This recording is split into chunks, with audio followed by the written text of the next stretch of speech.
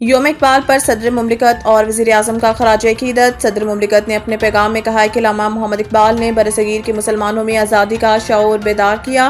اقبال کا پیغام آج بھی رہنمائی کا سرچشمہ ہے۔ 1930 کا خطبہ الہ آباد مسلمانوں کے خود مختاری کی بنیاد بنا۔ آصف علی زرداری نے کہا ہے کہ اقبال نے امت مسلمہ کی شناخت، روحانیت اور آزادی پر زور دیا۔ ان کی نظریات نے پاکستان کی قومی شناخت کی تشکیل کی۔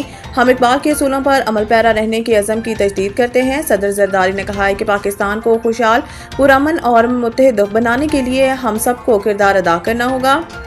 علامہ محمد اقبال کا وژن آج بھی ہماری ترقی کی سمت متعین کرتا ہے۔ اقبال کا فکری ورثہ آنے والی نسلوں کے لیے مشعل راہ رہے گا۔ وزیر اعظم شہباز شریف نے کہا ہے کہ آج ہم شاعر مشرق، مفکر اسلام علامہ محمد اقبال کو ان کی یوم پیدائش پر خراج عقیدت پیش کرتے ہیں۔ علامہ اقبال نے غلامی کے اندھیروں میں روشنی کی شمع جلائی۔ انہوں نے مایوسی کا شکار قوم کو خودی کا پیغام دیا۔ اقبال نے سبق دیا کہ ایمان اور علم اور عمل کی بنیاد پر زندہ قوم اپنی تعمیر کرتی ہے۔ شہباز شریف نے کہا ہے کہ آج بھی قومی اور عالمی حالات میں فکر اقبال رہنمائی فراہم کرتی ہے۔ ان کا نوجوان ملت کا معمار اور مستقبل کا شاہین ہے۔ اقبال کا خواب تھا کہ نوجوان اپنی تقدیر خود لکھیں۔ علامہ محمد اقبال کا خواب تھا کہ نوجوان اپنی پرواز سے نئی دنیا پیدا کرے۔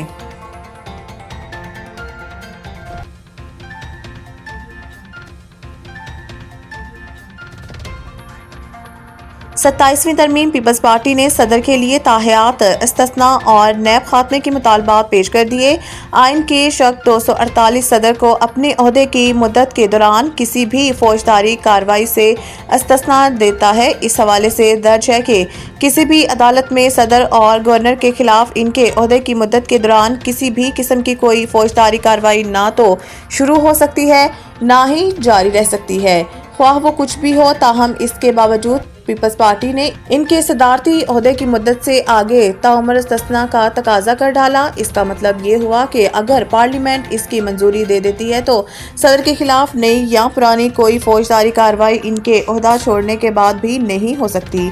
پارٹی نے نیب ختم کرنے کا تقاضا بھی کیا ہے، جو کہ میثاق جمہوریت کا حصہ ہے، جس پر پیپلز پارٹی اور نواز لیگ نے 2006 میں دستخط کیے تھے۔ انہوں نے کہا کہ پیپلز پارٹی یہ بھی چاہتی ہے کہ چارٹر آف ڈیموکریسی میثاق جمہوریت کے باقی ماندہ اور اب تک غیر نافذ شدہ نکات، جن میں نیب، قومی احتساب بیورو کا خاتمہ بھی شامل ہے، اسے ترمیم میں شامل کیا جائے۔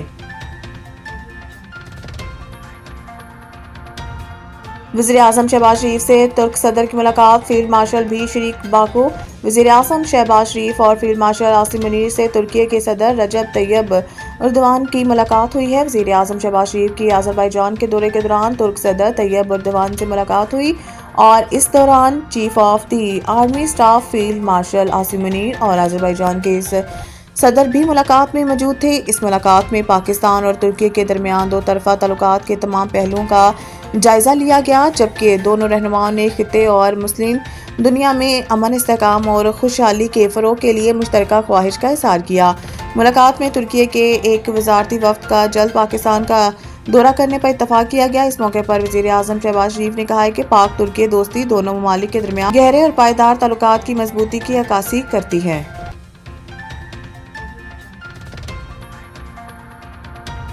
قومی ایئر لائن انتظامیہ کا ایئر کرافٹ انجینئرز پر نجکاری کے خلاف ہونے کا الزام، انجینئر کا بھی رد عمل آ گیا۔ قومی ایئر لائن انتظامیہ اور ایئر کرافٹ انجینئرز کا تنازع تاحال برقرار ہے، جس کے باعث مسافروں کو شدید پریشانی کا سامنا کرنا پڑ رہا ہے۔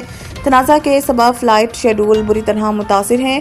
6 روز کے دوران قومی ایئر لائن کے درجنوں پروازیں منسوخ اور 125 سے زائد تاخیر کا شکار ہوئیں، جس سے مسافر شدید پریشان ہیں۔ قومی ایئر لائن انتظامیہ کا الزام ہے کہ aircraft engineers airline کی نجکاری کے خلاف ہے۔ دوسری جانب society of aircraft engineers کا موقف ہے کہ وہ نجکاری کے خلاف نہیں بلکہ حامی ہیں۔ مذاکرات کے لیے ایئر لائن انتظامیہ نے اب تک رابطہ ہی نہیں کیا۔ واضح رہے کہ اس سے قبل ایئر کرافٹ انجینئرز اور قومی ایئر لائن کے تنازع پر society of aircraft engineers کے صدر اور سیکرٹری جنرل کو ملازمت سے برطرف کر دیا گیا تھا۔ پنجاب میں اسموگ کا رخ برقرار، شہر لاہور کی فضا آج بھی آلودہ۔ راوی روڈ پر آلودگی کے شرح 302، lower mall 515، Iqbal town 517، Sanda road 497، F C college میں 466 اور صدر کینٹ میں 437 ریکارڈ کی گئی۔ اس کے علاوہ فیصل آباد میں AQI 410 اور ملتان میں 367 تک جا پہنچی ہے۔ ماہرین ماحولیات کا کہنا ہے کہ مسلسل بڑھتی آلودگی شہریوں کے لیے شدید خطرہ بن چکی ہے۔ انہوں نے شہریوں کو ہدایت کی ہے کہ وہ غیر ضروری سفر سے گریز کریں، ماسک کا استعمال یقینی بنائیں اور صبح کے اوقات میں کھلی فضا میں سرگرمیوں سے پرہیز کریں۔ دوسری جانب اسموگ ماحولیاتی آلودگی کی روک تھام کے لیے گرینڈ آپریشن جاری ہے۔ محکمہ ٹرانسپورٹ اینڈ ماس ٹرانزٹ دھواں چھوڑتی گاڑیوں کے خلاف 24 گھنٹے متحرک ہے۔ نومبر کے پہلے ہفتے میں خلاف ورزی کرنے والے ٹرانسپورٹر کے خلاف کارروائیوں پر رپورٹ جاری کر دی گئی۔ رپورٹ کے مطابق یکم تا 8 نومبر تک لاہور میں 4184 گاڑیوں کا معائنہ کیا گیا۔ بغیر فٹنس سرٹیفکیٹ دھواں چھوڑنے والی 877 گاڑیوں کے چلان اور 288 گاڑیاں بند کی گئی ہیں، جبکہ گڈ ٹرانسپورٹ میں اوور لوڈنگ کرنے پر 671 گاڑیوں کے چلان کیے گئے۔ مجموعی طور پر 80 لاکھ روپے کے جرمانے عائد ہوئے۔